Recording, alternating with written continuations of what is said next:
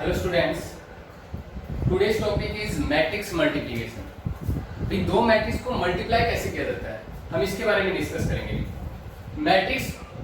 Multiplication of matrices, product of two matrices A and B. आपके पास दो matrix है ए एंड बी, आपको उनका क्या करना है, प्रोडक्ट करना, मींस मल्टीप्लिकेशन करनी है। ये कब पॉसिबल होगी? When number of columns of pre-multiply का मतलब आप जिन दो मैट्रिक्स की मल्टीप्लिकेशन करने लग रहे हो उनमें जो फर्स्ट है उसको बोलते हैं प्री मल्टीप्लाई, जो लास्ट वाला है सेकंड नंबर पे उसको क्या बोलते हैं, पोस्ट मल्टीप्लाई।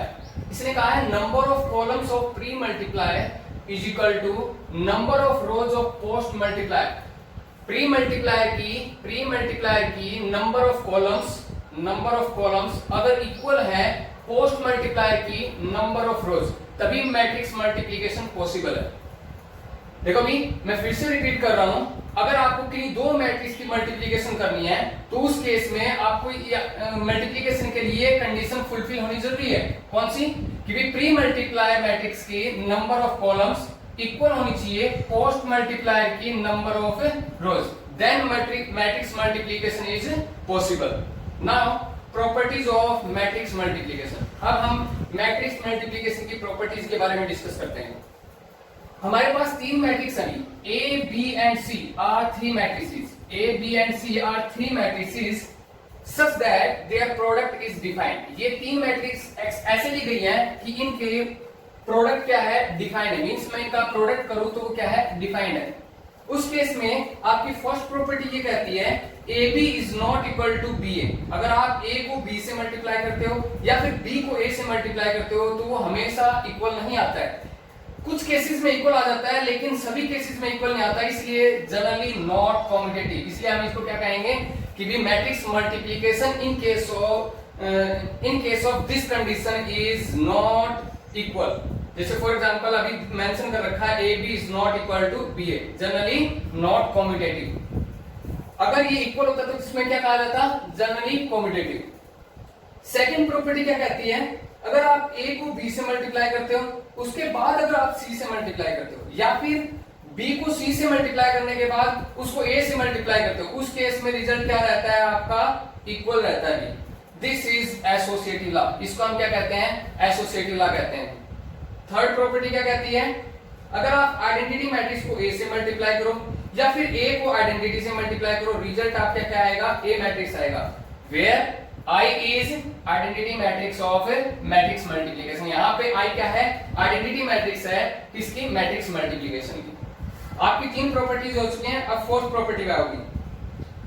ये कहने लग रहा है कि अगर आप A को मल्टीप्लाई करते हो, एक मैट्रिक्स है, A मैट्रिक्स को अगर आप मल्टीप्लाई करते हो B प्लस C, कोई दो मैट्रिक्स है B एंड C, इन दोनों मैट्रिक्स के सम को A से मल्टीप्लाई करें या फिर A को B से मल्टीप्लाई कर दो या फिर A को C से मल्टीप्लाई कर दो, फिर उन दोनों के सम को अगर इसके इक्वल रखते हैं तो क्या आएगा, दोनों रिजल्ट क्या आएंगे, इक्वल आएंगे। This is distributive law. इसको हम क्या बोलते हैं, डिस्ट्रीब्यूटिव लॉ कहते हैं। क्यों कहते हैं, क्योंकि ये मल्टीप्लिकेशन क्या है, डिस्ट्रीब्यूट हो गया। ए बी के साथ मल्टीप्लाई गया, ए सी के साथ भी मल्टीप्लाई गया, ठीक है। तो इस प्रॉपर्टी को क्या बोलते हैं, डिस्ट्रीब्यूटिव लॉ। डिस्ट्रीब्यूट हो गया ए बी के साथ भी एंड सी के साथ भी, this is known as distributive law. Fifth property कहती है if A B is equal to A C, अगर ए बी इक्वल गिवन हो ए सी के, this does not implies B is equal to C. ये हमें कभी भी ये नहीं देता कि बी इक्वल होगा सी के। हम ये नहीं कह सकते कि ए से ए कैंसिल हुआ, बी इज इक्वल टू सी, ठीक है। Cancellation law is not applicable. इसके अंदर कैंसलेशन लॉ क्या नहीं है, एप्लीकेबल नहीं है। मींस ऐसे कैंसिल आउट नहीं है कि आप कह दो बी इक्वल है सी के, ऐसा पॉसिबल नहीं है। सिक्स्थ क्या कहता है अभी, सिक्स्थ प्रॉपर्टी ये कहती है if A B is equal to zero, अगर आप ए और बी का प्रोडक्ट एक जीरो मैट्रिक्स आ जाता है, अगर आप ए को बी से मल्टीप्लाई कर रहे हो तो वो क्या आ गया, एक जीरो मैट्रिक्स आ गया, तो it does not mean that, इसका मतलब ये नहीं है कि a is equal to zero matrix और b is equal to zero matrix, ठीक है। ये नॉन जीरो मैट्रिक्स हो सकती हैं और उनका प्रोडक्ट क्या है, जीरो मैट्रिक्स आ सकता है। ओके, नाउ कुछ इंपॉर्टेंट टर्म्स हैं। फर्स्ट टर्म के बारे में बताया गया है if a and b are two matrices, a और बी आपके पास दो मैट्रिसेस हैं, such that a b exist. Means मैं ए को बी से मल्टीप्लाई कर रहा हूं तो वो क्या करने लग रहा है, एग्जिस्ट करने लग रहा है। देन बी ए मे और may not b exist. B a अगर बी को ए से मल्टीप्लाई करूं तो वो एग्जिस्ट कर भी सकता है और एग्जिस्ट नहीं भी कर सकता। क्यों? क्योंकि मैंने किस वजह से है ये, इस कंडीशन की वजह से कि number of columns is not equal to number of रोज।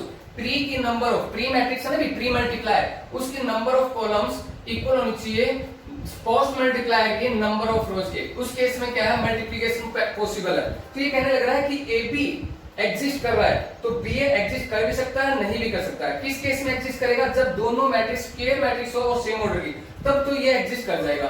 अगर ये दोनों मैट्रिक्स क्या है, सेम ऑर्डर की नहीं हो, तो ये एग्जिस्ट नहीं करेगा। ठीक है। द मल्टीप्लिकेशन, सेकंड नोट क्या कहता है, the multiplication of two triangular matrix. अगर आप किसी दो ट्रायंगुलर मैट्रिक्स को, मैंने आपको ट्रायंगुलर मैट्रिक्स पढ़ाया था, ट्रायंगुलर मैट्रिक्स क्या है, अपर ट्रायंगुलर मैट्रिक्स थी, लोअर ट्रायंगुलर मैट्रिक्स थी, दो टाइप थी। ठीक है। अगर आप किसी दो ट्रायंगुलर मैट्रिक्स को मल्टीप्लाई करते हो तो रिजल्ट भी क्या आएगा, हमेशा आएगा ट्रायंगुलर मैट्रिक्स आएगा। थर्ड नोट क्या कहता है, the multiplication of two diagonal matrix. कौन सी? दो डायगोनल मैट्रिक्स के अगर आप मल्टीप्लाई करते हो तो result is also A diagonal matrix. उस केस में रिजल्ट भी क्या आएगा, एक डायगोनल मैट्रिक्स ही आएगा। नाउ लास्ट नोट क्या कहता है, the multiplication of two scalar matrix. इस केस में अब बात हो रही है स्केलर मैट्रिक्स के बारे में। Multiplication of two scalar matrix is also a scalar matrix. जब आप किन्हीं दो स्केलर मैट्रिक्स को मल्टीप्लाई करते हो तो उसका रिजल्ट भी हमेशा क्या आएगा, एक स्केलर मैट्रिक्स आएगा। देखो मैंने अभी आपको ये तीन रिजल्ट कॉमन से, देखो अगर आप किन्हीं दो ट्रायंगुलर मैट्रिक्स को मल्टीप्लाई करते हो तो एक ट्रायंगुलर मैट्रिक्स आएगा, किन्हीं दो डायगोनल मैट्रिक्स को मल्टीप्लाई करते हो तो रिजल्ट एक डायगोनल मैट्रिक्स आएगा, किन्हीं दो स्केलर मैट्रिक्स को मल्टीप्लाई करते हो तो रिजल्ट एक स्केलर मैट्रिक्स आएगा। Now procedure of matrix multiplication, ये तो मैंने कंडीशन बताई है। ठीक है। अब मैट्रिक्स की मल्टीप्लिकेशन कैसे होगी उसके बारे में देखिए। मेरे पास ए और बी, ये दो मैट्रिक्स है, ए बी, ये पहले लिखी हुई इसलिए प्री मल्टीप्लायर, ये बाद में है इसलिए पोस्ट मल्टीप्लायर। प्री मल्टीप्लायर की देखो कंडीशन चेक करो सबसे पहले। प्री मल्टीप्लायर की नंबर ऑफ कॉलम्स, देखो बाद वाला कॉलम्स होता है, ठीक है, और पहले वाला क्या होता है, रो। नंबर ऑफ कॉलम्स, प्री की नंबर ऑफ कॉलम्स इक्वल है पोस्ट की नंबर ऑफ रोज के, इसलिए मल्टीप्लिकेशन क्या होगी, पॉसिबल। अब इनकी मल्टीप्लिकेशन करते हैं। इनकी मल्टीप्लिकेशन होती है, जो प्री मैट्रिक्स है उसकी रो पोस्ट की कॉलम के साथ मल्टीप्लाई होती है हमेशा। देखो प्री की रो पोस्ट की कॉलम के साथ मल्टीप्लाई होगी। तो फर्स्ट मैंने रो को उठाया है, इसका प्री की फर्स्ट रो ये है, उसके बाद उसको मल्टीप्लाई कर रहा हूं पोस्ट की कॉलम के साथ। 2 को 5 से मल्टीप्लाई किया, 2 मल्टीप्लाई 5, 3 को 1 से। देखो ये ऐसे मल्टीप्लाई होगा, ये मल्टीप्लिकेशन ऐसे, ये इसके साथ, ये रो इस कॉलम के साथ मल्टीप्लाई होगा। 2 की 5 से मल्टीप्लिकेशन, 2 5 जा, 3 की 1 से मल्टीप्लिकेशन, 3 into 1 प्लस साइन, इनके नीचे क्या आएगा, प्लस का साइन आएगा। उसके बाद 5 की 2 के साथ मल्टीप्लिकेशन, 5 मल्टीप्लाई 2। अब ये फर्स्ट रो फर्स्ट कॉलम के साथ मल्टीप्लाई कर, यही फर्स्ट रो अब सेकंड कॉलम के साथ मल्टीप्लाई होगा। 2 की 2 से मल्टीप्लिकेशन, 2 मल्टीप्लाई 2, 3 की 6 से मल्टीप्लिकेशन, प्लस साइन, 3 मल्टीप्लाई 6। अब 5 की 0 के साथ मल्टीप्लाई करेंगे तो वहां प्लस में आएगा, प्लस 5 मल्टीप्लाई 0। नेक्स्ट, अब सेकंड रो फर्स्ट कॉलम के साथ, सेकंड रो सेकंड कॉलम के साथ मल्टीप्लाई होगी। अब सेकंड रो को मैं फर्स्ट कॉलम के साथ मल्टीप्लाई करता हूं तो यहाँ आएगा। देखो भी कैसे, 1 को 5 से मल्टीप्लाई करेंगे, यहाँ आ गया, प्लस 5 को 1 से मल्टीप्लाई करेंगे, यहाँ आ गया, प्लस 2 को 2 से मल्टीप्लाई करेंगे, यहाँ आ गया। अब इस सेकंड रो को सेकंड कॉलम से करेंगे, 1 को 2 से मल्टीप्लाई किया, ये रहा 1 मल्टीप्लाई 2 प्लस साइन, 5 को 6 से मल्टीप्लाई करेंगे, 5 मल्टीप्लाई 6 प्लस साइन, 2 को 0 से मल्टीप्लाई करेंगे, 2 मल्टीप्लाई 0। ओके। अब इनको देखो प्रोडक्ट करते हैं, 2 5 जा 10 प्लस, देखो ये 10 आ गया, प्लस 3 1 जा 3 प्लस 5 मल्टीप्लाई 2 10। ओके।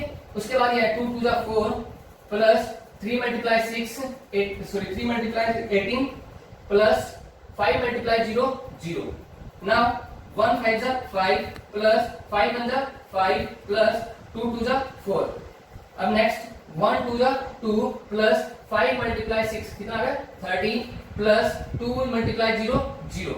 इनका सम कितना आ गया, 10 plus 3 plus 10 23, 4 plus 18 22, 5 plus 5 10 plus 4 14, 30 plus 2 32। This is matrix multiplication. Okay.